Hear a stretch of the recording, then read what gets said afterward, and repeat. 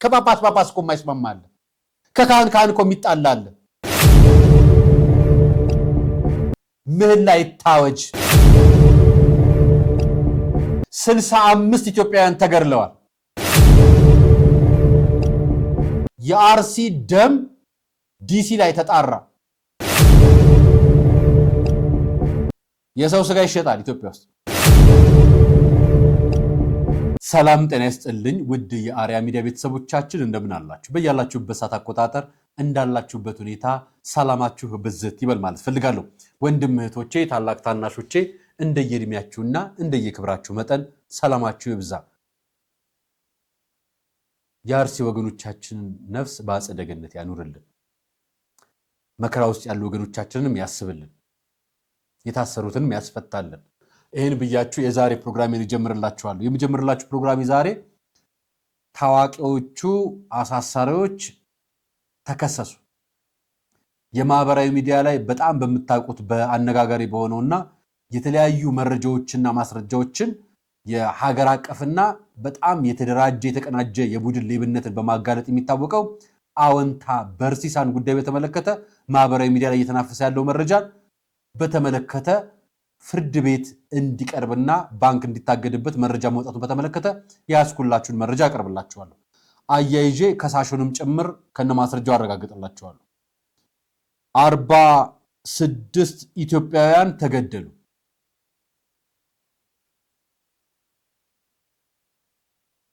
አብረን እናያለን። የሰው ስጋ እየተሸጠ ነው። ሌላኛው መረጃ የጠላታ ቅዱስ ገብርኤል ቤተክርስቲያን አስተዳዳሪ ጉዳቸውን ዘርግፈውታል። ካህኑም ምዕመኑም ከዚህ በኋላ በቃን ብለው ዝምታቸውን ሰብረዋል። ቪዲዮ በማስረጃም ጭምር ነው የማቀርብላችሁ። እነ ዲያቆን ዘላለም፣ መምህር ቀሲስ መዝገቡ ካሳ እና ሌሎች የታሰሩ ወንድሞቻችን የሆነ የሰማዕቷ ልጅ ጨምሮ የታሰሩት ወንድሞቻችን በተመለከተም ፍትህ እየጠየቅን ከመሸጋገሪያ በኋላ ወደ ፕሮግራማችን እንገባለን። ለነገር ግን ከዛ በፊት እናንተ ይሄ መረጃ ለብዙ ኦርቶዶክሳውያንና ኢትዮጵያውያን እንዲደርስልኝ ሼር በማድረግ መረጃው ለብዙዎች እንዲደርስ እንድታጋሩልኝ በዚሁ አጋጣሚ ጠቁማቸዋለሁ። ሰብስክራይብ፣ ላይክ፣ ሼር አድርጉልኝ። በዚሁ አጋጣሚ ከመሸጋገሪያ በኋላ እንገናኝ።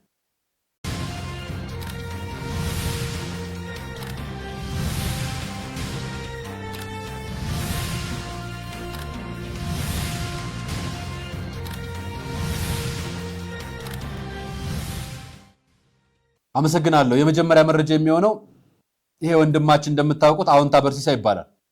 አወንታ በርሲሳ ከፊንቴክ ግሩፕ ጋር በተያያዘ ለረጅም ጊዜያት በማህበራዊ ሚዲያ መረጃዎችን በማጋለጥ መረጃውና ማስረጃዎችን በማውጣት የህዝብ ድምፅ በመሆን በቲክቶክ ገጹ በፕላትፎርሙ እንዲሁም በዩቲዩብ ገጹ እየወጣ መረጃዎችን፣ ማስረጃዎችን የህግ አካላትን ተቋማትንም ጭምር በማቀናጀት እየሰራ ለሌቦች አንገታችንን አንደፋም የሚል መልእክቱ ጭምር ብዙዎችን ድምፅ መሆን የቻለና ፊንቴክንም ለህግ እንዲቀርብ ወደ 2700 ገጽ ለክስ እንዲቀርብ ያደረገ ጠንካራና ጀግና ወንድም ነበር። አወንታ በርሲሳ ፍርድ ቤት አካውንቱ እንዲታገድ መደረጉንና በፌዴራል ፖሊስ ደግሞ በቁጥጥር ስር እንዲውሉ ተጠይቋል።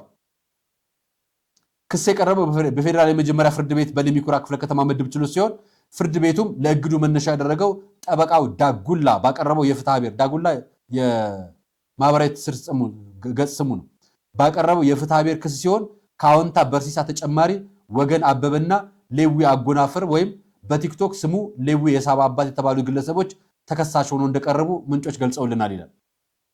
ኤኖ ሚዲያ እንደገለጸው ባደረግነው ማጣራት የክሱ ምክንያት ተከሳሾቹ በቲክቶክ ገጻቸው ዳጉላው ጠበቃ አይደለም በሚል ስም የማጥፋት ጥቃት ስላደረሱበት ሲሆን ይህንን ተከትሎ የቀረበ የፍትሐ ብሔር ክስ ሲሆን የወንጀል አቤቱታም በፌዴራል ፖሊስ ቀርቦ ምርመራ ሂደት ላይ እንዳለ ምንጮች ገልጸውልናል ብሏል። በጉዳዩ ላይ ጠበቃው ዳጉላ ያነጋገርነው ሲሆን በሕግ የተያዘ እንዳለ ሆኖ ግለሰቦቹ በፍትሐ ብሔርና በወንጀል መክሰሱን አረጋግጦልናል። በተጨማሪም በማህበራዊ ሚዲያ የሰው ፎቶ እየለጠፉ የሰው ስምና ድርጅት ስም የሚያጠፉትን ግለሰቦች ንጹህ ሆኖ የመገመትን ህጋዊ መንግስታዊ መብትን የሚጋፋ በመሆኑ ተመሳሳይ በደል የደረሰባቸው ሰዎች ክስ የማቅረብ መብት እንዳላቸውና የፍርድ ቤት ጥፋተኛ ያልተባለን ሰው ስም የሚያጠፉትን መንግስት አደብ የማያሳይ ኃላፊነትን አለበት ብሏል። እስካሁን ባለው አዎንታን ጨምሮ ሶስቱ ሰዎች ላይ ከ50 በላይ ግለሰቦችና ድርጅቶች ክስ እንዳቀረቡባቸው ማወቅ ተችሏል። አንደኛ በወንጀል ጉዳይ በፌዴራል ፖሊስ ተይዟል። ሁለተኛ በፍትሐ ብሔር ጉዳይ በፌዴራል የመጀመሪያ ደረጃ ፍርድ ቤት ለሚኩራ ምድብ ችሎት ተይዟል። ሶስተኛ እግዱ የሰጠውን የፌዴራል የመጀመሪያ ፍርድ ቤት ነው። እስካሁን ባለው መረጃ ከ50 በላይ ግለሰቦችና ድርጅቶች አቤታቸውን ለፌዴራል ፖሊስ አስገብተዋል። እነዚህ ናቸው ወንድሞቻችን። እነዚህ ወንድሞች ማህበራዊ ሚዲያ ላይ የድርጅቶችን ከጀርባ ሌብነት ይሰራል፣ ጥፋት ያጠፋሉ ተብሎ የሚጠየቁ ናቸው። እና አዎንታ በርሲሳ በአደባባይ ቴዎድሮስ ተክለአረጋ ይመስለኛል በወቅቱ ካረሰው አዎንታ በርሲሳ በጣም እየሰራቸው ያሉ ስራዎች የጀግንነት የደና በጣም የሚያኮሩ ስራዎች ናቸው። ከኋላ እየተከተሉት ያሉት ግን ያሰጉኛል ሲል ገለጸ። ቆየት ብሏል። ግለሰባዊ ጥቃት የሚመስሉና አንዳንድ ጉዳዮችን ተጠቅመው እየሆኑ ነውና ፍርድ ቤት ያላረጋገጠውን ጉዳይ በሚዲያ እየወጣ መረጃዎች ደግሞ ስም ማጥፋት ስራ ይሰራል የሚል መረጃ ወጣበት። አንድ ወንድማችን እንደው ኢቲቪ ሰራ የነበረ ጋዜጠኛ እንደሆነ አውቃለሁ። ኢቲቪ ሰራ የነበረ ጋዜጠኛ ነው። በተጨማሪ ደግሞ በስራው ጎበዝ ነበር። በወቅቱ በስራው በሙያ ባህር ጋዜጠኛ ነበር። የኢቲቪን የሐሰተኛ ትምህርት ማስረጃ አጋልጦ ታስሮ እንደነበርና ምናምን የነበር አንድ ልጅም አውቃለሁ። እሱ ይሁን አይሁን ስላላወቅኩ ነው ስላላረጋገጥኩ። እንዲህም ጭምሩ ታግሎ ገብቶ ይሰራ የነበረ ልጅ ነውና አሁን እዚህ ማህበራዊ ቲክቶክ ገጽ ላይ መጥተው ብዙዎችን ድርጅቶች ለምሳሌ የፊንቴክ ተሳክቶላቸዋል በእርግጠኝነት ከመናገር ከሚቻለው። ምክንያቱም መንግስትም ይዞት ፍርድ ቤት ጉዳዩን እየመረመረ ነው። ጉዳዩ የህዝብ 1.9 ቢሊዮን የኢትዮጵያ ብር የተመዘበረውን ህዝብንና የመንግስትን ሀብትና ንብረት በጋራ እየጠየቀ ነው መንግስት በፍርድ ቤት። በዚህ ጉዳይ ላይ እነዚህ ልጆች አሉበት። ከዛ በኋላ ዳጉን ለሚባለው ጠበቃ እንዲያቀረበ ክሱን የሚለው ሰውዬ ጠበቃ አይደለም ብላችሁ ግን ዳጉላው ጠበቃ ነው ጠበቃ አይደለም ብትባለው ምድር ብትሉት ጠበቃ ነው አይደል የምትሉት? ዳጉላው ግን ጠበቃ ነው ጠበቃ ነው እንዴ? እግዚአብሔር ምስክሬ ነው። ይሄ ሶሻል ሚዲያ ማጭበርበር ነው ስራ። ዳጉላው ነኝ ብዬ ልጀምር ወይስ ደግሞ በፌደራል ማናቸውም ፍርድ ቤቶች ጠበቃና የህግ አማካሪ ዳጉላው ብዬ ልጀምር? እንዴት ይሻላል? እስኪ ሐሳባችሁን በኮሜንት ሴክሽን ላይ አስቀምጡልኝ። እንግዲህ ከሰሞኑ ዳጉላው ጠበቃ አይደለም እየተባልኩኝ ነው። ዘመቻ ተከፍቶብኛል። የዘመቻው መነሻ መንስኤና ምክንያቶቹ ምንድናቸው? እነዚህ አካላት ፍላጎታቸው ምንድነው የሚለውን ነገር በተመለከተ እዚህ አላብራራም። ምክንያቱም በውስጥም የተጠየኳቸው ነገሮች አሉ። እንዳደርግላቸው የተጠየቁት ነገር ነበር። ያንን ሳላደርግ ስለቀረው እዚህ መጥተው እንዲህ ያለ ነገር ዘመቻ ከፍተውብኛል። ይህንን ጉዳይ በተመለከተ እነሱ ስለተናገሩ ብቻ የነን ጠበቃ መሆን የሚጠራጠር ሰው ይኖራል ብዬ አስቤ አይደለም። ነገር ግን እነዚህ ሰዎች ምን ያህል የሚናገሩት ነገር በላይ ወለደ እንደሆነ፣ ውሸት እንደሆነ፣ የሰው ስም በከንቱ እንደሚያጠፉ፣ ስርዓት አልበኛ እንደሆኑና ለህግ ቀርቦ ተገቢውን ቅጣት ማግኘት የሚገባቸው መሆኑን ሰፊው ማህበረሰብ እንደው በዚህ አጋጣሚ የማወቅ ዕድል አግኝቷል ማለት። የነ ጠበቃ መሆን በቀላሉ ከፍትህ ሚኒስቴር ከሰነዶች ማረጋገጫ ሊረጋገጥ የሚችል ነገር ነው። እኔ ጋር ቢሮ መጥቶ ማንም ይመለከተኛል ብሎ የሚያስብ አካል ማረጋገጥ ይችላል። እዚህ ላይ ፈቃድን ለጥፌ የማሳያችሁ ነገር አይኖርም። ነገር ግን እነዚህ አካላት አዲስ የቢዝነስ አይዲያ ሆኗል ማለት ነው። ሌባ አጋለጣለሁ እንዲያረጋለሁ እየተባለ የሚደረገው ጥቅም ማግኛ ገንዘብ ማግኛ መንገድ ሆኗል ማለት ነው። ከዛ ውጪ ብዙ የምለው ነገር የለኝም። እኔ ጠበቃና የህግ አማካሪ ነኝ። አመሰግናለሁ። በውስጥ መተው ጠይቀውኝ ያለኝ ነገር ስላላረኩላቸው ወጥተው ስሜን አጠፉ ነው መልእክቱ። በተዘዋዋሪ መንገድ ስምን እናጠፋለን ገንዘብ አምጣ አሉኝ ማለት ነው። ያው በሚዲያ ቋንቋ ስንነጋገር ግልጹን እናውራ ማለት ነው። እንዲህ አይነት መልእክቶች የሚመስሉ ሐሳቦች ውስጡ አሉበት። እኛ ደግሞ ቃል በቃል ዳጉላው እንዲህ ባይናገርም የጥቅማቸውን ስላላገኙ የሚለው ቃል ከየት የመነጨ ነው በምን መነሻ ነው ካላችሁ ደውለውለት አናግረውት እንደነበረና ነገር ግን በምላሹ የሚፈልጉት ነገር ስላልተሰጣቸው የሱን ስም ለማጥፋት በዘመቻ እንደተነሱበት ነው የሚናገረው። እንዲህ አይነት ነገሮች አንዳንድ ሰዎች በውስጥ መተው ጠይቀውኝ ያለኝ ነገር ስላላረኩላቸው ወጥተው ስሜን አጠፉ ነው መልእክቱ። በተዘዋዋሪ መንገድ ስምን እናጠፋለን ገንዘብ አምጣ አሉኝ ማለት ነው። ያው በሚዲያ ቋንቋ ስንነጋገር ግልጹን እናውራ ማለት ነው። እንዲህ አይነት መልእክቶች የሚመስሉ ሐሳቦች ውስጡ አሉበት። እኛ ደግሞ ቃል በቃል ዳጉላው እንዲህ ባይናገርም የጥቅማቸውን ስላላገኙ የሚለው ቃል ከየት የመነጨ ነው በምን መነሻ ነው ካላችሁ ደውለውለት አናግረውት እንደነበረና ነገር ግን በምላሹ የሚፈልጉት ነገር ስላልተሰጣቸው የሱን ስም ለማጥፋት በዘመቻ እንደተነሱበት ነው የሚናገረው። እንዲህ አይነት ነገሮች አንዳንድ ሰዎች ሲናገሩ ሰምቼም አውቃለሁ። አንዳንድ ሰዎች ያስፈራሩና ይሄ ማህበራዊ ሚዲያ ላይ ወይ ደግሞ ዓለም ላይ እንደምታዩት የሴት የራቁት ፎቶና ቪዲዮ ይይዙና ገንዘብ አምጪ እያሉ እንደሚዘርፉና እንደሚያስፈራሩት ማለት ነው። በዘዋሪ መንገድ የምትጠየቁት ያልተገባና ሰብአዊ መብታችሁን የሚጋፋ የእናንተ ያልሆነውን ነገር ማለት ነውና ጠበቃው ዳጉላው በዚህ ምክንያት ከስሻቸዋለሁ። በፍርድ ቤትም ጉዳዩ እየታየ ነው። በፌደራል ፖሊስም በፌደራል ፍርድ ቤትም በአዲስ አበባ ፖሊስም በፍትሐ ብሔርም ችሎት በወንጀልም ከስሻለሁና ጉዳዩ በፍርድ ቤት ተይዟል የሚል መረጃ አጋርቷል። እንግዲህ መረጃዎቹ እነ አዎንታ በርሲሳ እስካሁን ማንም የጠየቀኝ ምንም የደረሰ ነገር የለም፣ እኔ ጋር የመጣ ሰው የለም፣ ያለውበት መተው መክሰስ ይችላሉ የሚል መረጃዎችን የተወሰነ ማህበራዊ ሚዲያ ላይ አይቻለሁና ህግ ለሁሉም እኩል ነው። ለሁሉም እኩል ነው ማለት በህግ ፊት ሁሉም ሰው እኩል ሆኖ እኩል ሰው ሆኖ የመታየት መብት አለውና ጉዳዮቹ ወደዚህ ጫፍ ከደረሱ ጉዳዮቹን መጀመሪያ ጠጋ ብለው እርስ በርስ ቢፈቱት ኖሮ ጥሩ ነው። ጉዳዩ ግን ከዚያ የዘለለ ከሆነና ሌሎችን መብቶች የሚጋፋ ከሆነ ህግ የያዘውን ጉዳይ ወደፊት የምናቀርብላቸው ይሆናል። ተከሰዋል። በተዘዋዋሪ መንገድ ታስረው ለ12 ቀን ተጨማሪ 12 ቀን ተቀጠሮ ተቀርቦባቸው በሰኔ 18 ቀጠሮ ተቀጥረዋል እና በቁጥጥር ስር ውለዋል እንደማለት የተወሰነ ከዚህ አብረን የምናየው ይሆናል። መረጃውን እናጋራችኋለን። ሌላኛው መረጃ ትላንትና እናሳይቻችሁ ነበር አይደል? የትግራይ እናቶችን ለቅሶ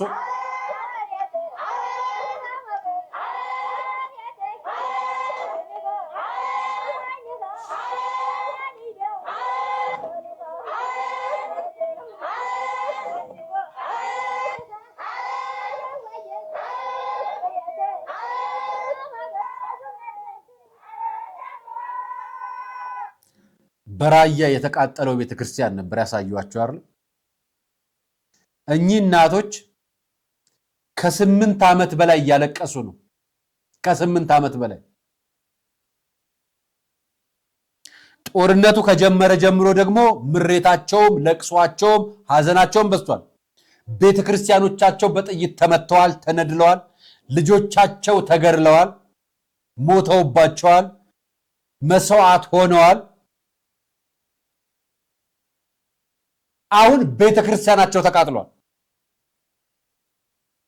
2 ቤተ መቅደስ በአንድ ዘመን ፈረሰባቸው። ልጆቻቸውንም አጡ፣ ቤተክርስቲያናቸውን ፈረሰች።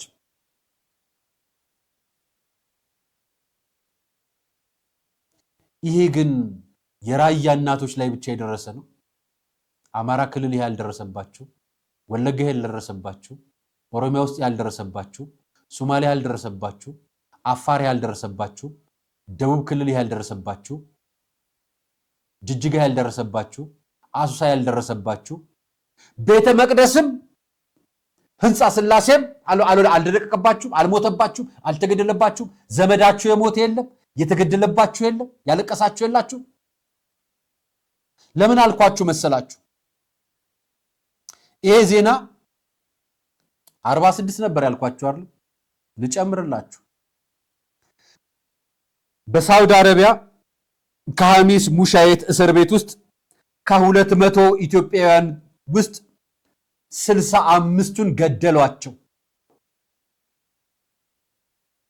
የመጀመሪያ ድምጽ ያሰሙት አዲግራት የሚገኙ የካቶሊክ ሊቀ ጳጳስ ነበሩ። ከዛ በኋላ የኢትዮጵያ ኦርቶዶክስ ተዋሕዶ ቤተክርስቲያን ብፁዕ ቅዱስ አቡነ ማትያስ ናቸው። ሳውዲ አረቢያ ላይ ተገድለዋል 65 ኢትዮጵያውያን። እነኚህ ኢትዮጵያውያን በፈረንጆች 2023 እና 2024 ላይ ከሰሜኗ ኢትዮጵያ ከትግራይ ክልል በጦርነቱ ምክንያት ተፈናቅለው ሄደው ተሰደው ሄደው መከራና ችግር አልፏቸው በበረሃ አቋርጠው በባህር ተሻግረው ከሞት ተርፈው ከባህር ትራፊ ሆነው ሕይወታቸውን ቤተሰባቸውን ራሳቸውን ሊለውጡ ሰው ሀገር ገብተው በማያውቁት ባላወቁት ሀገር ባዳ በሆኑበት ሀገር ሄደው ስራ ሊሰሩ ሲሞክሩ በእጽ ንግድ ወይ ደግሞ በጫት ንግድ አመላልሰዋቸው ታስረው በማይገባ ወንጀል ባልተገባ ድርጊት ልጆቹን ለወንጀል ዳርገዋቸው የሞት ቅጣት ተፈርዶባቸው ተቀምጠው ነበር። ብፁዕ ቅዱስ አቡነ ማትያስም የካቶሊክ አባቶችም የጠየቁት መንግስትም የዛ ሀገሪቱን መንግስት የሳውዲ አረቢያ መንግስትም እነኚህ ልጆች ቅጣታቸውን ሻሮላቸው በማያውቁት ሀገር ጌታ የተቀጡ ናቸው፣ በጦርነት ምክንያት የተሰደዱ ናቸው፣ ችግር ፈተና ያዩ ናቸውና በሞት ሊቀጡ አይገባም ብለው በመማፀኛ ደብዳቤ በአደባባይ በዓለም አቀፍ ደረጃ ጠይቀው ነበር። ነገር ግን ሳውዲ አረቢያ ገደሏቸው። 65 ኢትዮጵያውያን ተገደሉ እና የራያ እናት አታልቅስ ስንት ቤተ መቅደስ ይሙትባት እና የኢትዮጵያ እናት አታልቅስ ስንት ኢትዮጵያውያን ይሙትባት እና ሀገር ጥቁር አትልበስ ስንት ኢትዮጵያውያን ሲሞት ነው ሀዘን የምንለብሰው። ዛሬ አርሲ፣ ነገ ጭሮ፣ ከነጎዲያ ትግራይ፣ ከነጎዲያ ባህር ዳር፣ ከነጎዲያ ወለጋ፣ ከነጎዲያ ጅማ፣ ከነጎዲያ እያልን አሶሳ እያልን ስንት ሲሞትብን ነው? ስንት ሰው ሲያልቅ ነው ባንዲራ የምናወርደው ሀዘን የምንሰቅለው ስለ ወገናችን የምናነባው ወገናችን ለማዳን ከሌላ ሀገር መንግስት ጋር የምንደራደረው? የሳውዲ አረቢያ መንግስት ኢትዮጵያ ውስጥ ድርድር የለውም፣ ሌላ ስምምነት የለውም፣ የገዛው መሬት የለም፣ የሚያርሰው እርሻ የለውም፣ የምትልኩለት ግመል የለም። የእናንተን ልጅ ግን ለመግደል እጁን በካራ ጣቱን ለጥይት ቶሎ ነው የሚስበው። እናንተ ግን ለመማጸንም እንኳን አይደለም እዛ ያላችሁት ቀርቶ እዛ ያሉት ቀርቶ እዚህ ያሉት እንኳን ሌሎቹ የሰው ሀገር ህግ ደፍሮ ትላላችሁ አንዳንዶቻችሁ። ያ የሞተው የእናንተ ወንድም ቢሆንና እናንተ ብትሆኑ ምን እንዲላችሁ ትፈልጉ ነበር? የሀገራችሁ መንግስት፣ የሀገራችሁ የእምነት ተቋማት ምን እንዲላችሁ ትፈልጉ ነበር? ያ እናንተ ያጠፋችሁ ጥፋት ቢሆን ኖሮ ጨካኝ ናችሁ።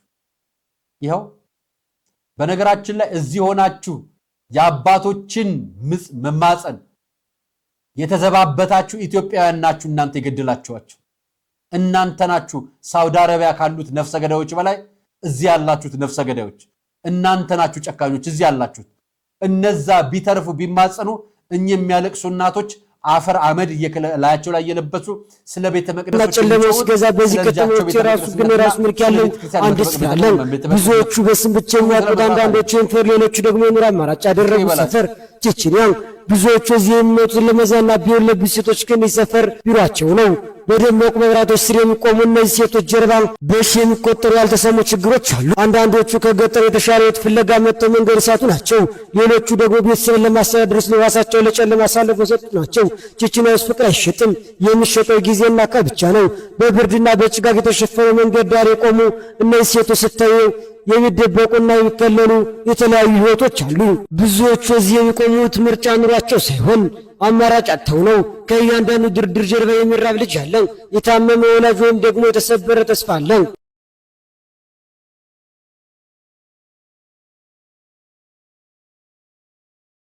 መገናኛ አለ፣ በየሰፈራችሁ ሂዱ፣ ፈረንሳይ አለ፣ ሁሉም ቦታ ብትሄዱ አለ። በነገራችን የሚሸጡ ስጋዎች የሰው ስጋ የምትገዟቸውም እናንተ ናችሁ። እናንተ ትገዙ ዝሙት ይባላል፣ እነሱ ሲሸጡት ስጋ ይባላል። የሴት ስጋ ነው የምትገዙት። ኑሮ መከራ መሯቸው በሾላ በመገናኛ በ22 በቺቺኒያ በካሳንቺስ በየሰፈሮቹ ይሸጣሉ። በሰባተኛ በመርካቶ የምታውቋቸው ሰፈሮች በሙሉ አሉ። ሳሪስ አዲስ አበባ በጣም አሉ የሚሸጡ የሴት ስጋዎች፣ ያልሞቱ ቆመው የሚሄዱ በሰዓት የሚነገዱ የሴት ስጋዎች፣ የሚሸጥ የሰው ስጋ። ይሄን ለማዳን የሚቆም ሰባኪ አይታችሁ ታውቃላችሁ? ይሄን ለማዳን የሚቆም ቤተክርስቲያን ቆማ አይታችሁ ታውቃላችሁ? ይሄን ለማዳን የሚቆም መስጊድ ቆመተን ሲነጋገር አይታችሁ ታውቃላችሁ? አርሲ ብቻ አይደለም የሞት ነው፣ እዚህ አዲስ አበባ ውስጥም እየሞትን ነው።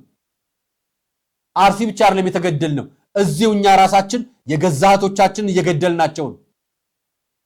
ቪዲዮውን ሳይ አላስቻለኝም አመጣሁት እና አንድ ሰው መቀየር የማንችል ሰባኪ ነን እኛ። አንድ ሰው ለስሙ አበል እንጠይቃለን።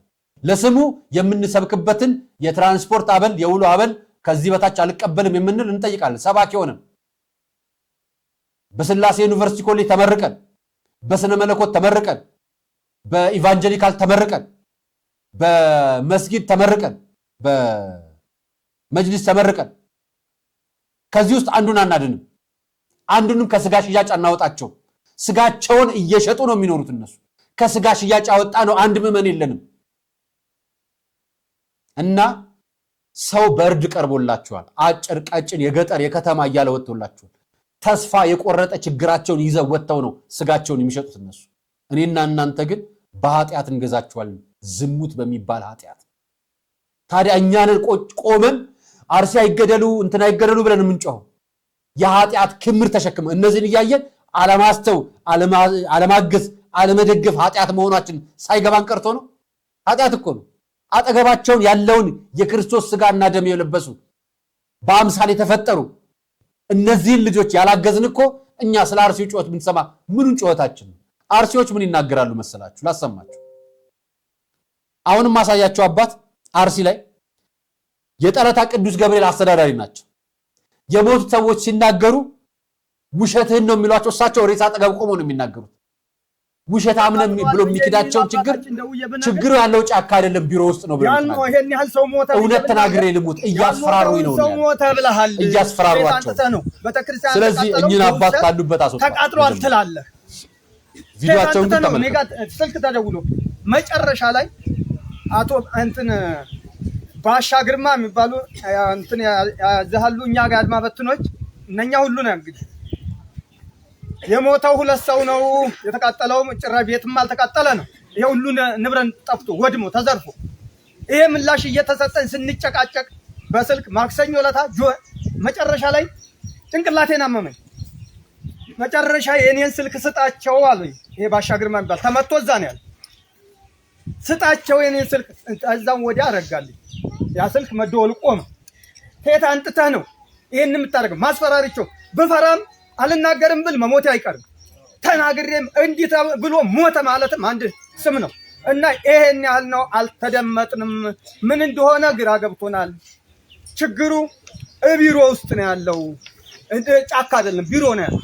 በመጀመሪያ ተቢሮ ይጥዳስ። በቃ ይሄ ነው። ስላዳመጣችሁኝ አመሰግናለሁ። እያስፈራሯቸው መሆኑን ጭምር ተናግሯል። ሰማችሁ? እዚህ ትላንትና ያሳያችሁ ቪዲዮ ታስታውሳላችሁ? ይሄ የከሸፈው ሴራ የሚለው ላይ የሚገኝ ላሰኮ ህዝብ ይሄ አይመጥነውም ብዬ ነው የምለው። ምክንያቱም ሰው አብሮ የኖረ ነው፣ የተጋባ ነው፣ የተዋለደ ነው፣ የተጋመደ ነው። ማንንም ከማንም ልለይ አይችልም። እኛን ለማጣላት እኛን ለማጋጨት የሚያደርጉት ነገር ዛሬም ነገም አይሳካላቸውም። መጽሐፋችን ምን ይላል? እውነትን እውነት በሉ፣ ሐሰትን ደግሞ ሐሰት በሉ። የሌለ ነገር እኛ ያለን ነገሮች የምናቀው ነገሮች ላይ ምናወራውን እኛን ከኛ መረዳት ይችላል እንጂ የሌለ ነገሮች ላይ አሁን ብናወራ በፈጣሪም ደግሞ መጠየቅ ይኖራል በእግዚአብሔር ዘንድ። ይህንን የሚሰራ የታጠቀ ኃይል ነው። በቃ እኛ አንድ ነን። ሙስሊም ክርስቲያንም እዛው ተወለድን እዛው ያደግን አንድ ነን። አያቶቻችን አባቶቻችን አብረው የቆዩ ነው። አንድ ነን። በጣም ፍቅር አለን። አንዳንድ ሰዎች እኛን ለማጣላትና እኛን ለማገናኘት ይሞክራሉ። በጣም ጥሩ። ላሰማችሁ የፈለጉት የካህኑን የአባቱን ቪዲዮ ነው ላሳያችሁ የፈለጉት። እዚህ ቪዲዮ ላይ ፍቅር ነን፣ አንድ ነን፣ እስላም ክርስቲያኑ አንድ ነን አሉ። እውነታቸው ነው። ኑሩ። በነገራችን ላይ እንደዚህ ተሆኖ ነው የሚኖረው። እስላሙም ያለ ክርስቲያኑ ዋጋ የለውም፣ ክርስቲያኑም ያለ እስላም ዋጋ የለውም። አብረን ስላለን አንዱ ለአንዱ ቤተሰብ ስለሆነ ያልተዋለደ ያልተዛመደ ስለሌለ በጣም ጥሩ። ይሄን ስትሉ ፍቅር የሆናችሁ ህዝቦች ሆናችሁ ቤተክርስቲያን ቅዳሴ መግባት እንዴት አቃታችሁ? እንዴት ለዓመታት ቅዳሴ የሰንበት ቅዳሴን እንኳን ከነጋ ከጠዋት ከ2 ሰዓት በኋላ ለማስቀደስ እንዴት በቃችሁ? ከህዝብ ጋር እየኖራችሁ እንዴት እንደዚህ በቃችሁ? እኛው አባት ውሸት አልናገርም ብለው ተናግረዋል አይደለም? እዩት፣ ህዝብ ፊት የተናገሩትን ደግሞ ቤተክርስቲያናችን ከሚገርማችሁ ነገር ማለት ነው ለሊት ማህሌት የሚቆምበት ቤተክርስቲያን፣ ሰዓታት የሚቆምበት ቤተክርስቲያን እንደ በዕለተ ሰንበት ጠዋት 2 ሰዓት ቅዳሴ የሚገባበት ቀናት። እውነቴን ነው፣ ውስጤን ነው የምነግራችሁ። ተሸማቀሉ አስቀዳሽ በቀረበት ሰዓት የሃይማኖት አባቶች እየሄድን እዛ በዚህ ቦታ ላይ መጡ ይባላል።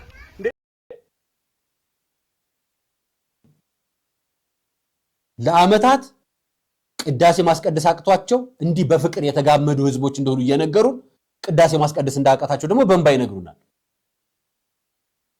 አንድ ሁኑ እንጂ ተዋዛም ዝም አትርገጡብን። ፍቅር ከሆናችሁ አንድ ከሆናችሁ ከህዝብ ጋር ከሆናችሁ ከዚህ መጡ ካሉ ዋናው ጦርነቱ ያለው ቤተክርስቲያን ላይ መሆኑንም የእውነት ተናገሯ። እህታችንን ስሟት ችግሩ ማን ጋር እንደሆነ። ህግናም ነው ህግ አለ ብለው ወንድሞቻችን ከኋላችን አለ ምንም አይሆን ብለው ወንዶቹ ወንድሞቻችን እየተደፉ የትም ቀሩ። ግን ማንም አላስደፋቸውም። ዛሬም ነገም ወረዳ ነው እንዳለው አለሁ እያለ ተኋላ ግን አንድ ፍሬ ጥይት አይሰጥም፣ ወይንም አቤት የሚሉትን አያዳምጥም፣ አይናገርም። አላዳነንም፣ አልመጣም፣ አልደረሰልንም አለሁ እያለ የውሸት የኛን ህዝቦችን ሳላያዳምጥ ወንድሞቻችን አስገደለ። እህታችን እንደምትለው ወንድሟ ቤተሰቧ ተገሎባታል። ስሟት። ብዙ አልቋል። ካሁን ወዲያ ምንም የቀረ ነገር የለም። ስንቱ ነው ያለቀው ወንድሞቻችን። ዛሬ ደማቸው የትም ነው የቀረው። ዛሬም ግን ያለው መላለው የሞቱት ቀሩ። አው የሞተን የሚቀረው ላለው ምንም መላ ይወጣል። መላ እንደማይወጣ የለም፣ ህግም እንደማይኖር የለም አለ። ቁጭ ብሎ ነው የለም ህግ ለሌለው እያልኩ ስለ ወንድሜ አንድ ነው ህግ አለ እንዲህ አትበይኛለኝ። ድፍት ብሎ ቀረ። እሳት ነበር ስንት የኖረ ነው። 16 ዓመት የታገለ ነው ወንድሜ። ዛሬ እንደገና በዚች ደጁ ድፍት ብሎ ቀረ። ወንድሞቼ እነ ከፌና አባየው አይታይም። ይሄ የቆመ እኮ እየለመነ ይበላል፣ የቆመ እየዞረ ይበላል፣ የሞተ ቴት ይመጣል። በሰዓቱ ሸሽተን ቢሆን አውቀን ቢሆን ትላንትና ጨፋ ሲቃጠል ዛሬ እንዲህ አንሆንም ነበር። አው ስለማና ነው። ግን እኔ ወንድሜንም ማጥቼ ንብረቴም ደብሎ ይድበል ወንድሜ በኖረ ነው። ይሰማኮ ይሰማል። ሁለት ሰው ነው ያልከውን ያው እንዲህ ሲናገሩ እቺ ግለሰብ እንኳን ሁለት ቤተሰቦቿን አንድ ወንድሟን እንኳን ትናገራለች። አስሩን ሰው ደበቃችሁ እናንተ። የሰላም ሚኒስቴርም የተናገረው ቁጥር አለ። እርስ በርስ የተወዛገበ መግለጫ እና እርስ በርሳቸው መስማማት አልቻሉም። ግድያችንም ላይ በቁጥር ይደራደራሉ። የኛ ግን ኦርቶዶክሳውያን ተገድሏል፣ ቤተክርስቲያን ተቃጥሏል። ለምን እንደተገደልን ዲያቆን ዘላለም ታየ እንዲነገረን። ዛሬ የገደሉትን እንደሚገደሉ ሆነው የሚመጡበት ጊዜ ሰዎች ይመጣሉ። ታያላችሁም ጭምር እግዚአብሔር ያደርገዋል። ዛሬ ያሳደዷትን ቤተክርስቲያን የሚሰደዱላት ይሆናሉ። ዛሬ የገደሏቸውን ሰዎች መልሰው የሚገደሉ ሆነው ስለ እግዚአብሔር አንገታቸውን የሚሰጡ ይሆናሉ። ይሄ ቤተክርስቲያናችን ህይወት ላይ የነበረ ነው። እዚህና እዛ ያለነው ሰዎች ምንም የሚለየን ነገር የለም። እዛ ያሉት ክርስቲያኖች እየሞቱ ያሉት፣ እዛ ያሉት ክርስቲያኖች ዋጋ እየከፈሉ ያሉት የሚያስገድል ምክንያት ኖራቸው አይደለም። እኛ እዚህ ያለን የምንኖር ሰዎች ደግሞ የሚያስኖር ምንም ጽድቅ ተገኝቶብን አይደለም። እነሱን የሚያስገድል ምክንያት እኛን የሚያስኖር ምን ነገር አለ? እንደውም ተገላቢጦሽ ቢሆን ነው እንጂ ዚማ ክፋትን ሊያስነሳብን እኛ ራሳችን ላይ አጸፋው ሊመለስብን የሚችል ብዙ ኃጢአት አለብን፣ ብዙ ክፋት አለብን፣ ብዙ ነውር አለብን። እግዚአብሔር የሚያውቀው ከዛም አልፎ እኛው ራሳችን የምናውቀው ማለት ነው። ቦታ ካለየን በቀር ምን የሚለየን ነገር አለ? በየቦታው የሚሞቱት ወገኖቻችን የሚሞቱት በሩቅ ሰው አይደለም፣ በራሳቸው ሰው ነው። በራሳቸው ሰው ነው የሚገደሉት። ሐቁ እንደዛ ነው። የሚገደሉት ጥፋት ኖሮባቸው አይደለም። የሚገደሉት ክርስቲያን ሆነው ስለተገኙ ነው። ክርስቲያን ስለሆኑ ሌላ ምንም ነገር ስለሆኑ አይደለም። እንዲህ ብለን ለመናገር እንዲህ ብለን ለማውራት እንዲህ ብለንም ጭምር እውነታውን ለመመስከር ስለከበደን ካልሆነ በቀር እውነታው ግን ይሄ ነው። ሌላ ካለ እንግዲህ እግዚአብሔርም ያውቃል፣ ጊዜም ጭምር ግልጽ ያደርገዋል። እግዚአብሔር ለዓለሙ ብርሃን እንድንሆን አልጫ ለሆነው ዓለም ጨው እንድንሆን አድርጎ ስላዘዘን ወደድም ጠላንም ለተቀመጥንባት ዓለም ነፍስ መሆን ስላለብን ለምንኖርባት መሬት ከኛ አልፈን ለሌላውም ጭምር እግዚአብሔርን ማየት እንዲችሉ ምክንያት መሆን ስላለብን ስለዛ ብቻ ተብለን እንታረዳለን። ስለዛ ብቻ ተብለን እንገደላለን። ስለዛ ብቻ ተብለን ዋጋ እንድንከፍል እንደረጋለን። ዛሬም ክፋት የሚሰሩትን ሰዎች ክፋታቸውን እያወቀ እንዳይሰሩት ይናገራል እግዚአብሔር። አልሰማም ካለ አላዳምጥም ካለ አሻፈረኝ ካለ ግን በኋላ ላይ የሚመጣውን ደግሞ በጸጋ መቀበልም ግዴታ አለበት። ዓለም ለሚደርስባት ችግር ዓለም ለሚደርስባት ማጸፋ በሙሉ የምትመልሰው መግለጫ በመስጠት ነው። እኛም ለመድ ነው። ክፋት ሲደርስብን፣ ነውር ሲደርስብን፣ ግፍ ሲፈጸምብን መግለጫ እንሰጣለን። እስራኤላውያን እግዚአብሔርን ቅዱስ ቃሉን የሚያስተምሯቸውን ሰዎች ያሳድዷቸው የነበሩበት ምክንያት ለምንድን ነው ስትሉ፣ አንደኛውና የመጀመሪያው ምክንያት ህዝቡ ከእግዚአብሔር ርቆ ስለነበረ ነው። ተዉት፣ መከራው ቀርቶ መከራ መስማት እንኳን አንፈልግም። እኛ ቢቻል ብንዘምር፣ ቢቻል ብናጨበጭብ፣ ቢቻል እልል ብንል፣ ቢቻል የደረሰባቸውን ሰዎች ደረሰባቸው ብለን እንዲሁ ዝም ብንል ጥሩ ነበር። እንኳን መከራው ከሩቅ ሆኖ ተሰምቶ ቀርቶ ቅርብ ያለነው ሰዎች እንኳን መስማት አንፈልግም፣ ያንገሸግሸናል፣ ሰለች እንላለን። የሞቱት ሳይሰለቹ አንተ የምትሰማው ትሰለቻለህ? የታረዱት ሳይሰለቹ አንተ እንዲህ የምትመለከተው በስልክ ደከመኝ ትላለህ? በጣም ከባድ እኮ ነው። በነገራችን ሌላው ስለ ክርስቶስ መሞት አልደከመውም፣ አንተ ስለ ክርስቶስ የሚሞቱትን መስማት ሰልችቶሃል። ሌላው ስለ ክርስቶስ ዋጋ የሚከፍል አለ፣ አንተ ስለ ክርስቶስ ዋጋ የከፈሉትን ማዳመጥ ደክሞሃል። በጣም ነው የሚያሳዝነው እኮ እውነት። ለስሙ ደግሞ ሰማዕታትን እንዘክራለን እንላለን። የሰማዕታትን ዜና ቤተክርስቲያን የምትዘክረው ስዕላቸውን ስላ ብቻ አይደለም፣ ገድላቸውን እያነበበች እንዴት እንደኖሩም ጭምር በማሰማት ነው። ስለ ክርስቶስ የሞቱትን ዜና መስማት የከበደው ሰው እንዴት ቆሞ የጊዮርጊስን ገድል ይሰማ? እንዴት ቆሞ የመርቆሪዎስን ገድል ይሰማ? አይችልም በፍጹም። ጊዮርጊስ የሞተለትን መርቆሪዎስ ሕይወቱን የሰጠለትን አምላክ እኮ ነው ዛሬም ድረስም ጭምር ክርስቲያኖች በየቦታው ሕይወታቸውን የሚሰጡለት። አሁን እንኳን በዚህ ሁሉ ውጣ ውረድ፣ አሁን እንኳን ባለንበትና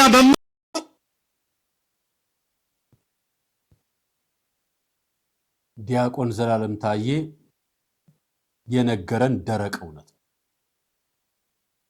መዋጥ ስላልፈለግን መስማት ስለማንፈልግ የምንዘለው በግል ፍላጎታችን ካልሆነ በስተቀር ያለው ደረቅ እውነት ይሄ ነው። እስኪ አንድ ነገር ልንገራችሁ። አርሲ የሞቱ የንጹሃን ደም ለእግዚአብሔር አይጮህም እንዴ? እንኳን አርሲ ለእግዚአብሔር እዚህ እኛ አጠገባችን ያለነው እንኳን እኮ ግማሻችን ሰምተናል፣ ግማሻችን አልሰማን፣ ግማሻችን መስማት ፈልጋለን፣ ግማሻችን አንሰማ። እግዚአብሔር ግን ሁሉም ልጆቹ ናቸው፣ ያያቸዋል።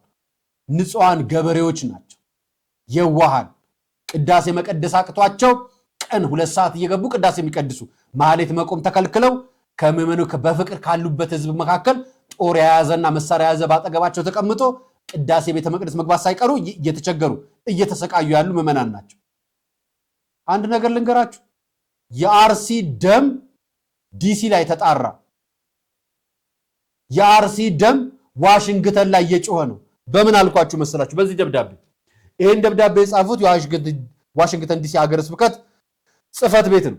ጽሕፈት ቤቱ ባለ 12 ነጥብ መግለጫ ወጣ። የቅዱስ ሲኖዶስን መግለጫ አመስግኖ ነገር ግን ጠንከር ማለትና የብፁዕ ቅዱስ አቡነ ማትያስና የቤተ ክርስቲያኗንም አሰራር የወጣውን መግለጫ አመስግኖ ነገር ግን ከዚህ በላይ መሄድ እንዳለበት ገልጾ በሁለተኛ ሁኔታዎችን በማጠናከር ደግሞ በሰፊ ሁኔታ ድጋፍ ሊደረግ የሚችልበትን አግባብ ደግሞ እንዲሰራ ጠይቀዋል። የምዕመናንም የቤተ ክርስቲያንም ድጋፍ ጠይቀዋል። በዋናነት ከጠየቁት መካከል አንደኛው ምዕመናን ላይ ቤተ ክርስቲያን የበለጠ እንድትሰራ ጠየቁ። አዲስ አበባ ሀገረ ስብከትና የደብር አስተዳዳሪዎችና አመራሮች በሙሉ ምንድነው ያደረጉት? ቤተክርስቲያኑን በግራሳችን እንሰራለን ብለው አንድ ጠለታ ቅዱስ ገብርኤል ተቃጥሏል፣ ሌላም የተቃጠለ ካለ አብረን እንሰራለን ብለው ገንዘብ እናዋጣለን አሉ። ጠለታ ቅዱስ ገብርኤልን ግን እሰራለሁ ያለ ቴዎድሮስ ሽፈራው የሚባል አንድ ግለሰብ እዛው ሀገረ ስብከት ሄዶ ለምዕመናን 1.5 ሚሊዮን ብር ሰጥቷል። ስለዚህ ምዕመናን ላይ ካልሰራን ህንፃ ቤተክርስቲያን ላይ ብቻ አትስሩ የኛ ጥያቄ ነው። ይሄን አስተያየት ሰጥተን ከሀገር ውጭ ደግሞ ከዋሽንግተን ዲሲ ሀገረ ስብከት ምን ተባለ መስላችሁ? ዓለም አቀፍ ጸሎተ ምህላ ይከናወን ተባለ። ምህላ ይታወጅ ተባለ። ምህላ የሚታወጀው ለማን ነው? ሁላችንም ክፉን ጥለን ንስሐ ገብተን ለእግዚአብሔር አቤቱታ እናስገባ። በዓለም አቀፍ ደረጃ መላው ኦርቶዶክሳዊ ምህላውን ጾም ጸሎት ይዋጃል። ይህን ጥያቄ ማን ጠይቋል? ቃለ ቀር ላይ ገብታችሁ ማን ጠየቀ? የቅድስት ሥላሴ ዩኒቨርሲቲ ኮሌጅ የሥነ መለኮት ተማሪዎች ይህን ጠየቁ። እያንዳንዱ ምዕመን ምን እየጠየቀ ነው? ዓለም አቀፍ ምህላና ጸሎት ይታወጅ። ጸሎቱ እንዳለ ነው፣ ምህላ ይታወጃል። ምን በሉ መስላችሁ?